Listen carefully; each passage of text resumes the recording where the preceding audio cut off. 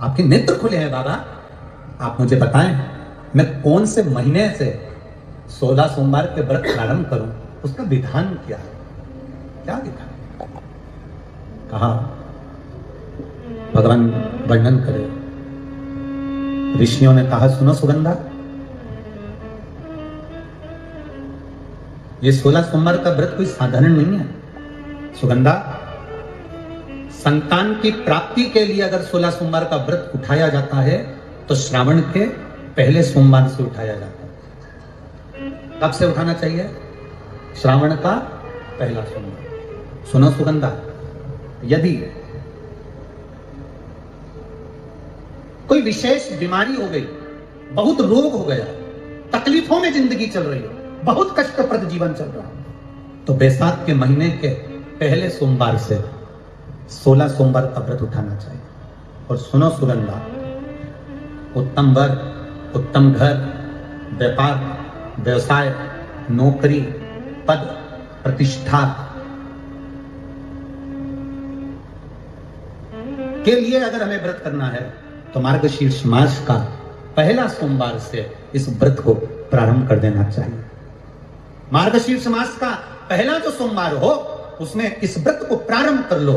और सुनो सुगंधा, ये व्रत दोपहर के तीसरा जो पहर हो प्रदोष काल, उस प्रदोष काल के समय पर आप इस शिवलिंग की पूजन अपने घर में पार्थिव बनाकर स्मरण कर कर भगवान देव अधिदेव महादेव के लिए प्रसाद तैयार कर कर आप जिस भाव से भगवान शंकर का आटा सेक कर या चूरमा बनाकर या मलिदा बनाकर जो भी आप बना रहे हैं, उससे 3 हिस्से प्रसाद के इस 16 सोमवार के व्रत में भी होते हैं। कितने हिस्से होते हैं? 3 हिस्से। पशुपति व्रत में 16 सोमवार के व्रत में एक अंतर भारी है। पशुपति व्रत में 2 हिस्से मंदिर में रह जाते हैं, एक हिस्सा अपने साथ आता है और स्वयं को खाना पड़ता है।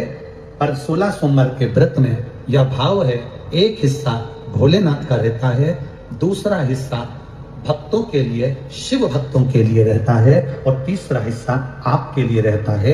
यदि पूरा ना पा सकें तो दूसरे को भी आपके हिस्से का प्रसाद दे सकते हैं, प्रदान कर सकते हैं। अब आ जाओ, बड़ा सुंदर प्रसंग नरसिंह पुराण का था। एक बड़ा सुंदर प्रसंग आया।